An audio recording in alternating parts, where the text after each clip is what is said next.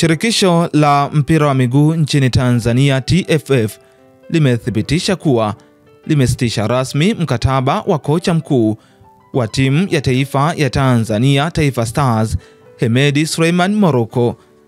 Kwa mjibu wa taarifa iliyotolewa na ofisa habari na mawasiliano wa TFF Clifford Marion Ndimbo, uamuzi huo umefikiwa kwa makubaliano ya pande zote mbili, TFF na kocha Hemedi Suleiman Morocco, bila mvutano wowote. TFF imesitisha mkataba wa kocha mkuu wa Taifa Stars Hemedi Suleiman Morocco kwa makubaliano ya pande mbili, imesomeka sehemu ya taarifa hiyo.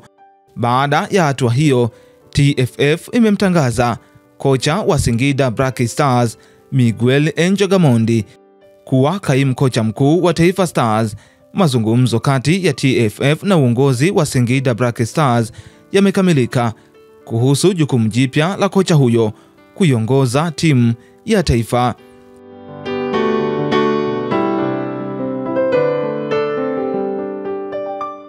Kocha Gamondi sasa atakuwa na jukumu la kuiongoza Taifa Stars katika fainali za kombe la mataifa ya Afrika yani AFCON zitakazofanyika nchini Morocco kuanzia mwezi Disemba mwaka huu.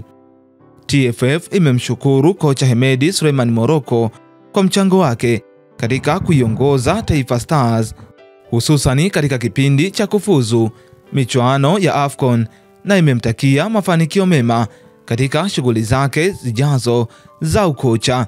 Taarifa hiyo imetolewa leo Dar es Salaam Novemba 4 mwaka 2025 na kusainiwa na Clifford Marion Ndimbo, ofisa habari na mawasiliano wa TFF, na kutangaza rasmi mabadiliko hayo ya benchi la ufundi la timu ya taifa ya Tanzania Taifa Stars.